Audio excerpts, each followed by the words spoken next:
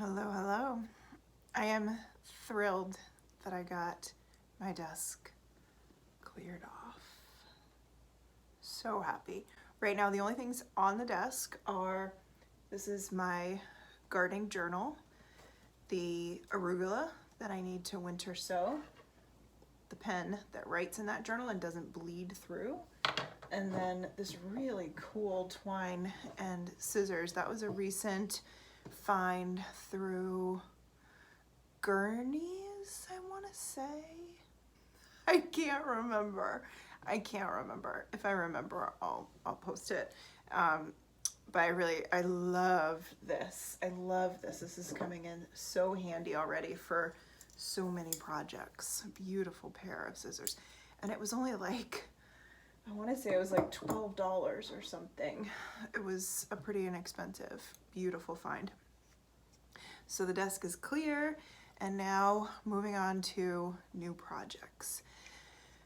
So if you observe at all, sort of this earth-based seasonal living, perhaps even the wheel of the year, you'll be aware that there is this in-between point from winter solstice and spring equinox, and it's called Imbolc. And Imbolc means in the belly. I believe that's Gaelic, in the belly. But it is this kind of in-between marking of really truly noticing right around February 1st that the light is extending. Every day we're getting more light and more light. Now, Imbolc is right around the time, so I'm using the calendar because that's how it's, observed currently. But this is the time when the sheep are pregnant. This is the time when the baby calves are born and drinking the milk. Milk has a very deep symbolism during Imbolc for just that reason, right? It's the fertility. It's the time of fertility. Crocuses might be popping up. There are other flowers that pop up during this time when we start to see it. And it's going to be different depending on where we live. And, if I'm looking at my ancestry, a Celtic ancestry, I can learn so much from the observance seasonally and understand that, my connection to these earth-based changes that are happening are so much where I find the connection to who I am, to who I'm becoming, to what's next for me, to how I want to live, to my integrity. And so it all just swirls together, and it's absolutely beautiful. So I thought I would just share 3 things that I'm doing, 3 very earth-based ways that I'm honoring this time of Imbolc, that I'm honoring this in-between winter solstice and spring equinox. And let me say that even though decluttering is not one of these 3 things, it is a really incredible way. Spring cleaning is now. For me, spring cleaning is February.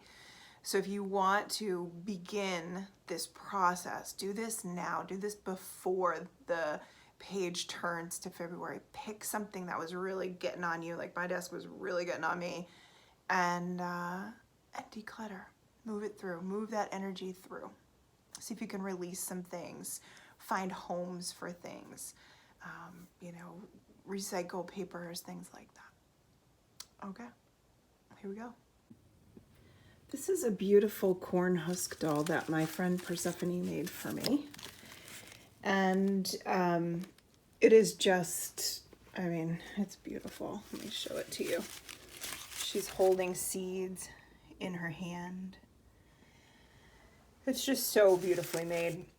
And when I was researching different things that you could do for Imbolc, one of the very traditional things during Imbolc, when the children were waiting for the goddess Brigid to appear, is they would make little straw dolls. They would make little dolls and decorate them and lay them down in baskets with white flowers and leave them out for the goddess Bridget to find. And I just thought, what a beautiful ritual that is. What a beautiful thing. And I have a bunch of straw hanging out in my yard. And I thought, maybe I will give it a go. It's not going to be as stunning as this doll that was made for me.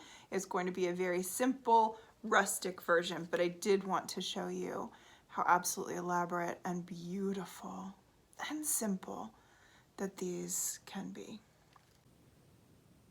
The very first thing I've done is soaked the straw in warm water, and then I just pulled out the pieces and separated them into like really long strands or shorter strands.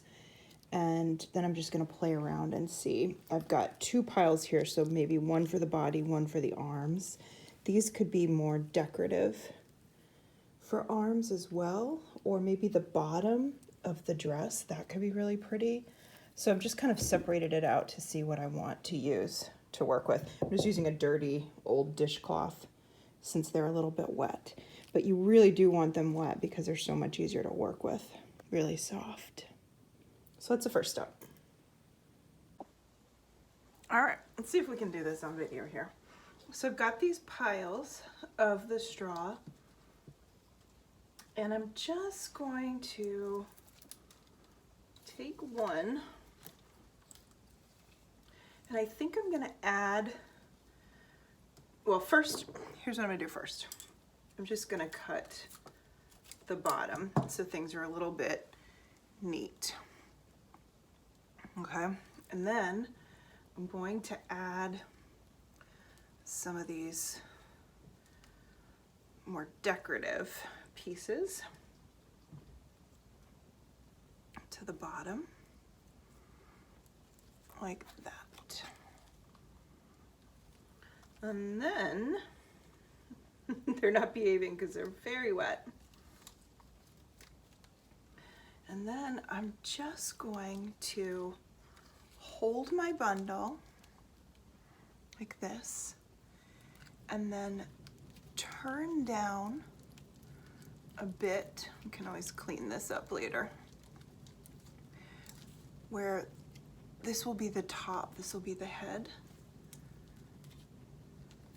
And I'm just gonna, anything that's broken up here, you can see that's a little broken, I'm gonna trim those away.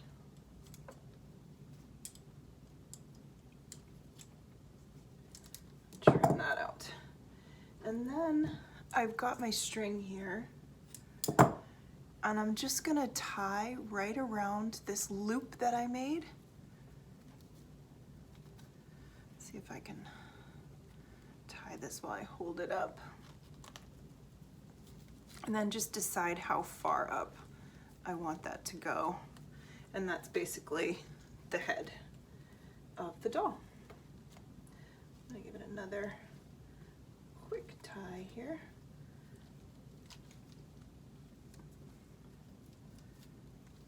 All right. And I'll come back and trim things up. Okay. Then the next one we're gonna do is the arms. So we'll take another little pile here. Probably should have let this dry out just a little bit more than I did. I'm gonna trim both ends. And I can trim this again as needed. So now I've got just another pile. And this is gonna go through the body. So I'm gonna open this up. I'm gonna tuck this in just underneath the head. And then I'm gonna tie in the arms. Now again, this will dry. This is really wet, and I should have waited till it dried a little bit, but I was impatient. All right, so it'll look more like that. And if those pieces don't end up drying out, I'll just take them off, and I can always tuck in some more. So we'll see. I don't know if I can trust those yet or not.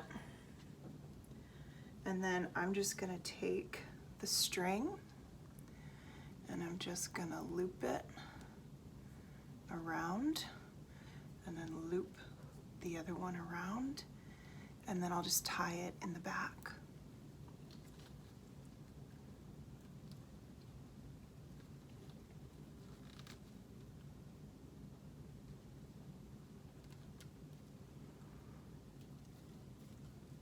And then I can trim, so the arms are obviously very long, and I'm just gonna trim those off.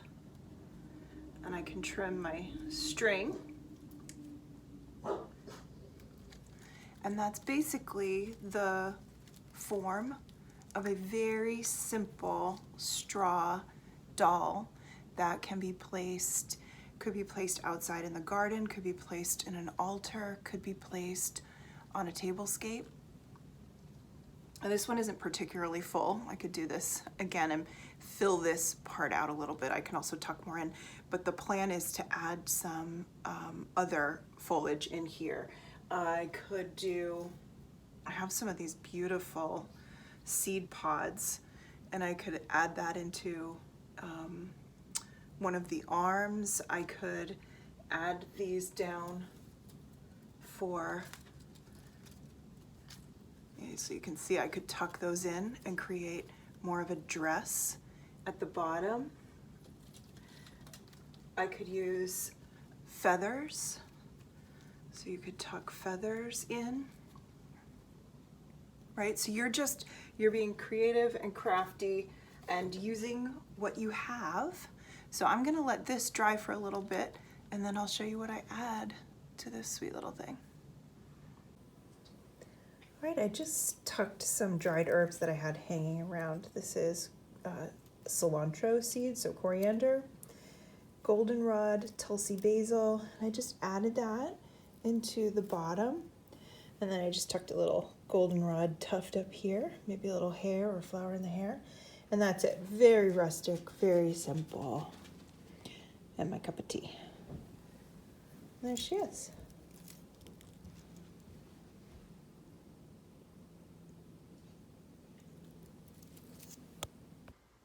So the next earth-based project I'm going to do is winter sowing. And you may have heard a lot about winter sowing. You may never have heard about winter sowing. It's actually a really simple thing to do. The idea being that you're planting seeds that will go through a cold stratification, so outside in the cold for quite a while, depending on when you plant them. And then when they're ready to germinate in the spring, when the temperatures change, when they're just right for them, they're smart enough to know, and they start coming up. This saves a ton of room in the house, but it also feels really connected. It feels incredibly connected to not need grow lights and heating mats and fans and south-facing windows and the whole thing. It's just plant some seeds and watch them grow.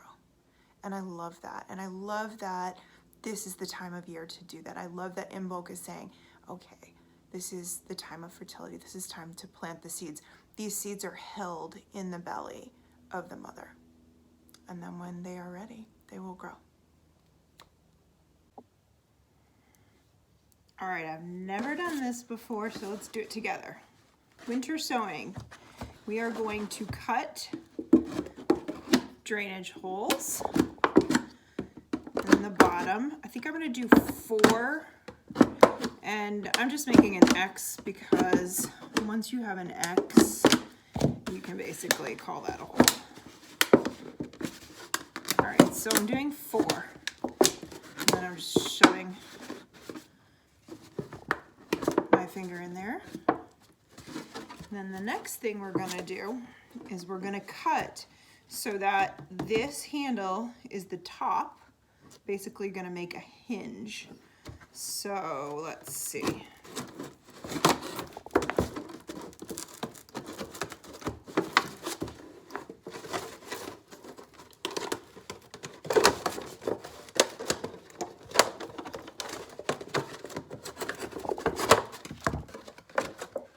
Okay, there's our greenhouse.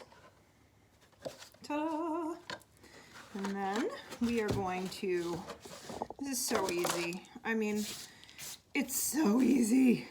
This is a little combination of dirt, some potting soil, some cactus mix, and some perlite.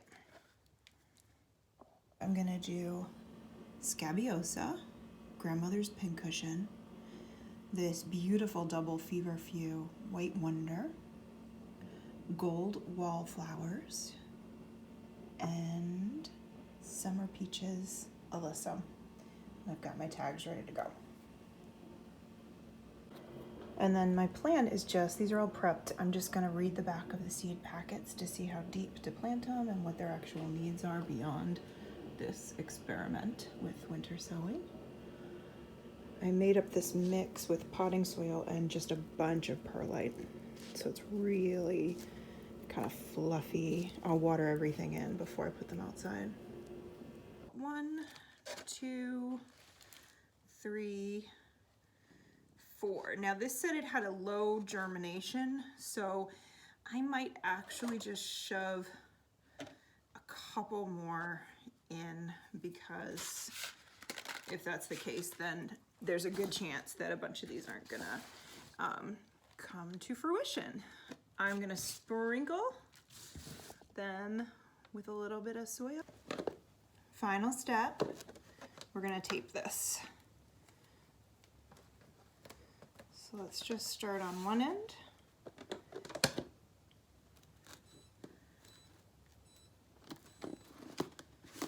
Right, make it so I added a little bit more. This is just duct tape. And then I would love to complicate this and tell you there's more to it, but basically you put this outside and you wish it well.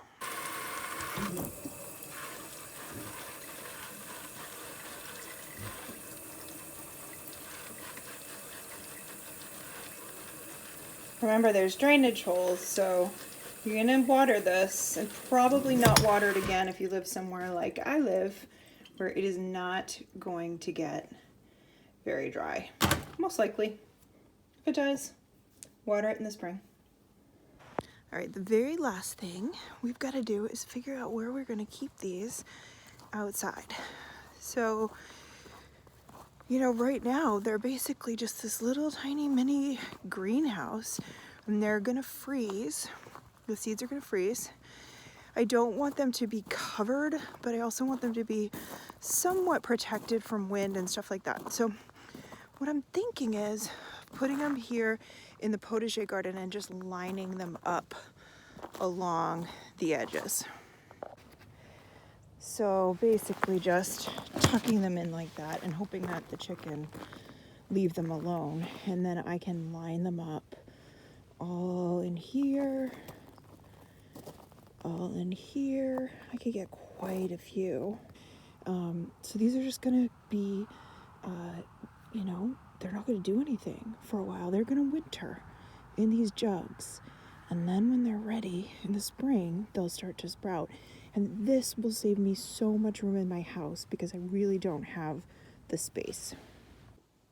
And then for the final way that I'm going to honor Imbolc and celebrate Imbolc is on February 1st, I am going to finally use beans that I grew myself in the garden.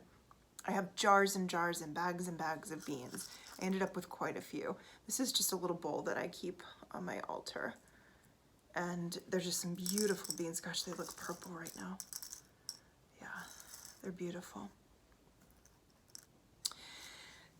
I'm going to soak my beans, I'm going to cook up my beans, and I'm gonna make something really beautiful. Now, if you don't have beans that you grew, you could certainly order those. A lot of farmers markets actually have local beans, dried beans for sale. The other idea, this is what I've asked my Sacred Roots winter group to do, which is to go to the store or their farmers market and find something beautiful and organic that they can save seeds from. Most likely this will be a squash, a winter squash. Something beautiful, something that fascinates you. And you can cut that open, you can take out the seeds, and know that those seeds you'll be planting in the spring, and then roast that squash, make a beautiful soup, or eat some beautiful roasted squash.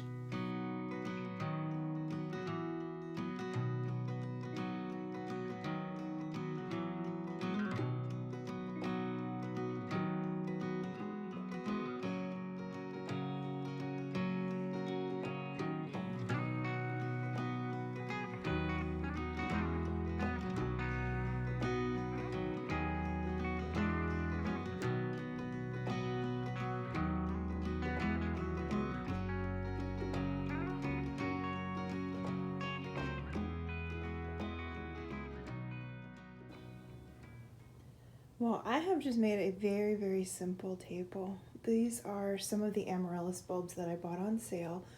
These I don't expect will bloom. I'm just trying to encourage some green growth, and I think they're really pretty.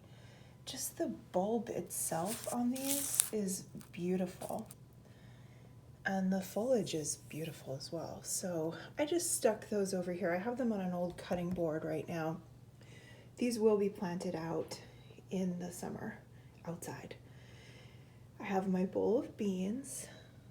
I cannot believe I grew those beans. Those are Kentucky pole beans. This is the first time that I'll be soaking and sprouting and eating the beans that I grew. It seemed very fitting for Imbolc. And then I've got my sweet little straw doll tucked into the paper whites, which I kid you not, just bloomed today. Again, isn't that so fitting? How perfect. So this is pretty much a fertility table. Welcoming Imbolc. I should mention there are 25 inches of snow outside.